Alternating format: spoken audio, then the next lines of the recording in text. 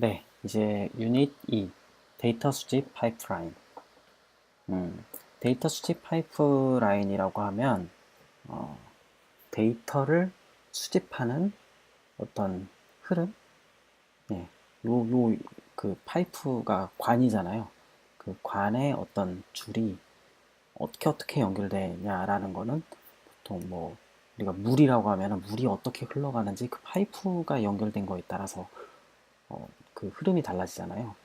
이거는 이제 그 데이터가 그런 물이라고 생각을 해서 볼 때 데이터가 어떻게 흘러가서 어떻게 처리되는가, 그런 거에 대한 내용입니다. 일단 데이터 수집에서 첫 번째 단계는 일단 그 원천 데이터, 그 출처, 그 원천 데이터가 있는 출처에서 데이터를 가지고 와야 되겠죠. 그래서 다양한 출처에서 입력 데이터가 포함된 아티팩트를 획득한다. 아티팩트라는 좀 생소한 단어가 나왔어요. 이 아티팩트라는 단어에 대해서 이 책에 설명이 나왔는데, 운영체제나 애플리케이션을 사용하면서 생성되는 흔적. 예를 들어, 윈도우 레지스트리, 이벤트 로그, 직접 쓴 메일, 블로그 글, 문서 등이라고 하네요. 뭐, 웬만한 그냥 데이터로 남겨지는 것들은 그냥 거의 다 포함된다고 보시면 될 것 같습니다. 그래서 그 아티팩트에서 데이터를 추출하고 그 처리하기에 적합한 형태로 변화를 한다.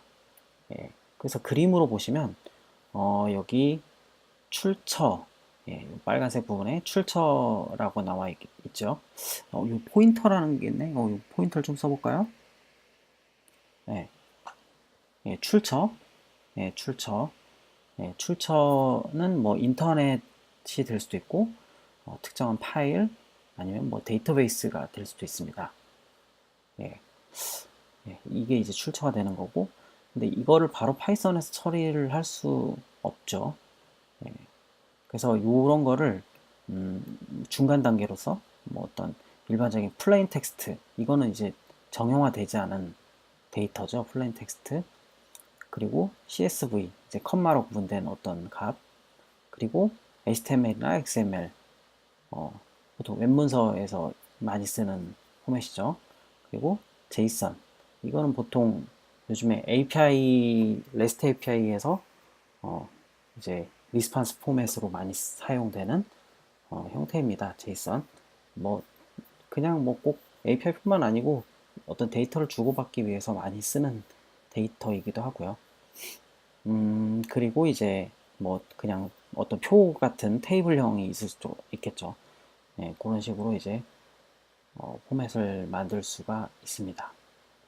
그리고 이제 요거를 어, 파이썬에 처리하기 좋은 리스트라는 형태, 배열, 뭐 프레임, 딕셔너리 이런 형태로 바꿀 수 있고, 요 각각은 이제 출처에 대해서는 2장과 4장에서 아마 자세히 다룰 거고요.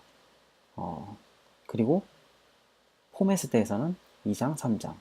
이렇게 하면 이제 4장까지 보시면 이제 이 부분까지는 이제 어느 정도 이제 처리를 할 수 있게 되는 거고, 그리고 이제 어, 요 리스트나 뭐 배열, 프레임, 딕셔너리, 그리고 뭐 그 전에 봤던 뭐 데이터 시리즈나 뭐 이런 애도 있었잖아요. 그런 애들도 아마 요 5, 6, 7장에서 다 다루게 될 것 같습니다. 그리고 이제 그 파이썬에서 다루기 좋은 형태로 바뀌고 나서는 이제 본격적으로 처리를 해야겠죠. 여기서 이제 주로 이제 어떤 분석이라고 해야 되나? 그런 분석 단계가 본격적으로 아마 지게 될 것입니다. 그게 이제 8, 9, 10장에 나오는 겁니다. 여기서 딱 보시다시피, 이 책이 10장까지 나와 있는 건데, 어, 앞에서 설명했던 것처럼 어떤 준비 단계에 대해서 주로 설명을 해요. 그, 그래서 보면은 준비 단계, 여기까지가 사실 준비 단계라고 볼 수 있거든요. 7장까지가. 그래서 10장까지인데 7장이 거의 70%가 준비 단계라고 보시면 되고, 그리고 제가 듣기로 어떤 데이터 분석을 하는 그런 그 실제 업무를 해봐도 사실은 그 처리하기 좋은 형태로 준비하는 단계가 한 70% 이상이라고 합니다. 예. 그래서 이 책의 어떤 그 비중, 예, 다루는 그 컨텐츠의 비중이 나름 적합하지 않나, 예, 이 정도면 적절하지 않나 싶습니다. 네, 그리고 이제 데이터 처리 파이프라인을 좀 더 텍스트로 다시 한번 설명드리면 원천 데이터를 수집하고요. 그리고 그 데이터를 전처리 단계를 걸쳐요. 뭐 예를 들어서 나는 그냥 일반적인 텍스트만 필요한데 이상한 특수 문자들이 막 껴 있어요. 뭐 느낌표도 껴 있고 뭐 샵, 뭐 달러 막 이런 여러 가지 문자들이 껴 있으면 그런 문자들을 뭐 제거한다던가. 예, 그리고 뭐 띄어쓰기가 사실 의미가 없으면 그런 공백 같은 거를 제거한다던가. 예, 이런 전처리 단계가 있을 수 있고, 그리고 뭐 그 우리가 사용하기 좋은 형태로 변환하는 거. 아까 파이프라인 그 그림에서 보셨던 것처럼 어, 그 원천 데이터에서 포맷으로 뽑아내고, 그리고 그거를 요 포맷으로 뽑아내고 그거를 파이썬의 좋은 형태로 변환을 시키잖아요. 그래서 변환을 하는 게 필요하고, 예, 그리고 기술 통계와 탐색적 데이터 분석, 이거는 그 전 시간에 설명드렸던 거고, 그리고 그렇게 분석을 해서 데이터의 어떤 데이터셋에 대한 감을 잡고 데이터 모델링과 예측을 진행하게 됩니다. 요게 이제 데이터 처리의 전체적인 파이프라인을 이제 텍스트로 다시 한번 설명드린 거고요. 그리고 그 파이프라인이라는 거는 자동화시키는 게 굉장히 중요하다고 합니다. 그래서 이 책의 필자는 자동화를 하려고 굉장히 노력을 많이 했대요. 그래야 그 자동화를 해야 되는 이유는 그 뭔가 작업을 하고 나서 좀 문제가 생겼을 때 만약에 자동화를 하지 않으면 그 수동으로 다시 그 작업을 다시 다 해야 되거든요. 그래서 자동화를 해둬야 사실 편리합니다.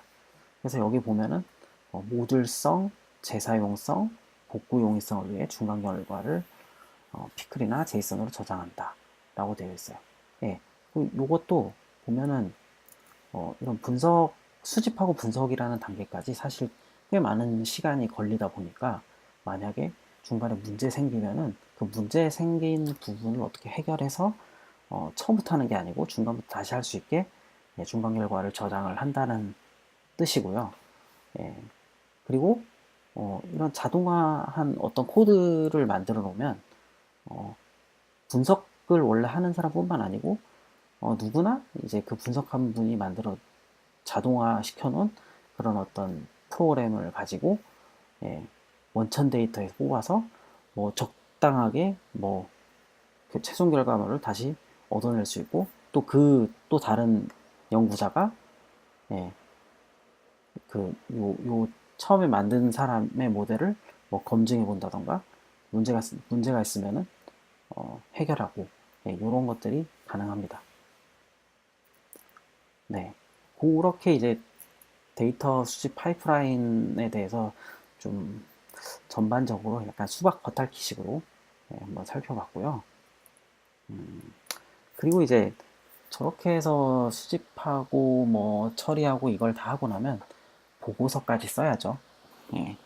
이 보고서는 뭐 어떤 자기 직장 상사가 될 수도 있고 어떤 일반 사용자들에게 내가 분석한 결과가 이렇다라는 거를 알릴 수 있는 그런 이제 아주 기본적인 보고서 구조에 대해서 보여주고 있습니다.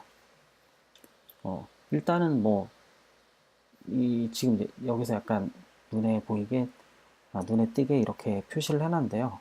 이건 예일 뿐이다. 경우에 따라 다른 대안을 사용해도 좋다라고 했다시피 이거는 하나의 예라는 거를 그냥 감안하고 보셨으면 좋겠습니다.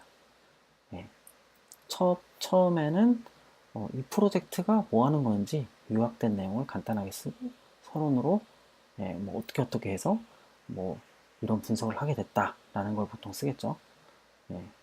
그리고 세 번째는 데이터 수집과 처리에 사용된 방법에 대해서 기술을 해요. 그래서 수집한 원천 데이터도 제출을 해야 되고요. 뭐 이거를 데이터를 직접 제출하는 게 아니고 그 출처에 대해서 리딩 파일 같은데 기록을 한다던가 해서 어디서 원천 데이터를 얻을 수 있다라는 걸 알려주면 됩니다. 그래서 그 데이터 수집이랑 처리를 한 결과에 대해서 그렇게 해서 분석이 되겠죠. 그래서 분석 결과에 대해서 쓰고 결과가 이렇게 나왔으니 결론은 이렇다. 그리고 그, 결론은 이렇다라고 하는 거는 결국에 아까 제 초반에 설명했던 내용 중에 지지난 시간이었나요? 거기서 그 데이터 분석이라는 거는 데이터 과학에서는 어떤 질문을 던지고 답을 낸다고 했잖아요. 그래서 보통은 이제 서론에 아마 그 질문에 대한 내용이 나올 것이고, 그리고 결론에 그 질문에 대한 그 분석 결과를 기반으로 한 답을 여기다가 쓰면은 적당할 것입니다. 예. 그리고 이건 이제 부록으로 이런 것도 넣어야 된다고 하네요. 예. 예. 뭐 해보니까 원래 얻으려고 했던 데이터가 아닌 어떤 부차적인 결과가 또 나올 수도 있고요. 근데 그 부차적인 결과가 오히려 더 의미 있을 수도 있기 때문에 이거를 좀 기록을 하면 좋다는 거고, 그리고 이제 뭐 아무래도 눈에 시각적으로 좀 보이는 게 이해하기가 더 쉬울 수 있기 때문에 차트도 활용하면 좋고, 그리고 이 내가 분석한 방법에 대해서 다른 분들이 좀 돌려볼 수 있게 재사용 코드를 넣어주면 좋다라고 합니다. 예, 그래서 이 책은 여기까지가 1장이에요. 예, 1장이고 각 장이 끝날 때마다 연습 문제가 있더라고요. 첫 번째 연습 문제는 모든 프로그래밍 언어를 공부할 때 제일 처음 해보는 헬로우 월드입니다. 예, 파이썬으로 헬로우 월드를 찍어보라고 하네요. 예, 1장에서 다뤘던 뭐 이런저런 뭐 내용에 비해선 뭔가 되게 허무한 연습 문제 같긴 한데, 그래도 한번 해보도록 하겠습니다. 파이썬으로 헬로우 월드를 찍어볼게요.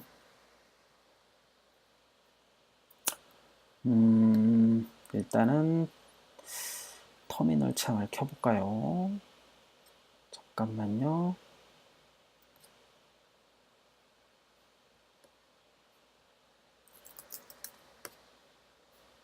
네, 지금 제가 터미널을 켜놓고 요 녹화 프로그램에서 터미널 화면을 나오게 해볼게요.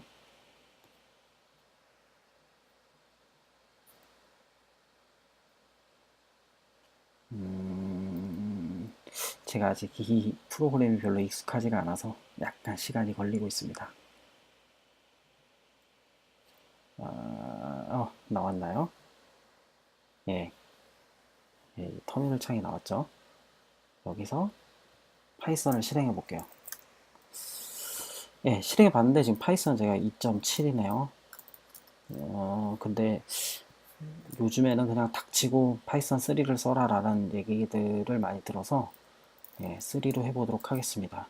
3는 어떻게 하느냐, source activate python 3. 요거는 제가 기존에 다 세팅을 해놨어요. 요 이제 source activate에서 어떤 환경 이름을 쓰면은 그 환경에 맞는 걸로 파이썬이 그 파이썬 환경이 바뀌거든요. 요 부분에 대해서는 나중에 검색해서 한번 해보시기 바랍니다. 이렇게 하면은 이제 파이썬 최신 버전인 3.6.2를 사용할 수 있습니다. 2017년 7월 20일 날 나온 거네요. 여기서 헬로 월드를 어떻게 하느냐, 헬로 월드, 헬로 월드 이렇게 찍으면 끝입니다. 첫 번째 파이썬 프로그램을 이렇게 작성해 봤고요. 네, 그러면은 조금 연습 문제가 허무하긴 했는데 오늘은 여기서 마치겠습니다. 거의 15분 다 돼버렸네요. 그러면 다음 시간에 뵙겠습니다. 안녕히 계세요.